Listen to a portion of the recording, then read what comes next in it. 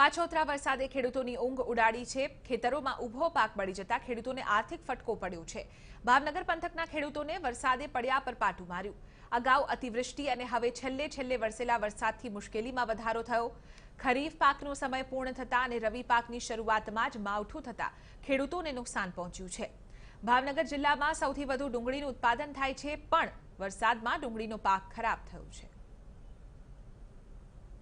કપાસ, મગફળી, ડુંગળી તેમજ તલના પાક તો સાવ નિષ્ફળ જ ગયેલો છે, કારણ કે પહેલા વરસાદ જે એક ધારો ચોમાસામાં પડ્યો ત્યારે સાવ નિષ્ફળ ગયો। હાલના કમોસમી વરસાદના કારણે આ તમામ પાકો એકદમ નિષ્ફળ જેવા થઈ ગયા છે, કારણ કે કપાસ જે સારો હતો અત્યાર સુધી થોડો ઘણો એ પણ હવે ખાખરવા મળ્યો છે અને એમાં પણ રાતડ આવી ગયો છે। તો મગફળી પલળી ગઈ છે, તો તલ અને બાજરીનો પાક ધોવાયો છે। કપાસના પાકમાં પણ આ જ સ્થિતિ છે। છેલ્લા 24 કલાકમાં વરસેલા વરસાદથી ખેતરમાં ઊભા પાકને મોટા પાયે નુકસાન થયું છે, જેથી સરકાર સર્વે કરાવી સહાય કરે તેવી ખેડૂતોની માંગ છે।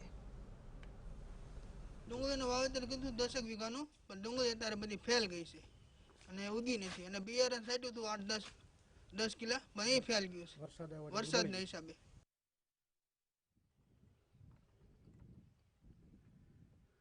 Bye.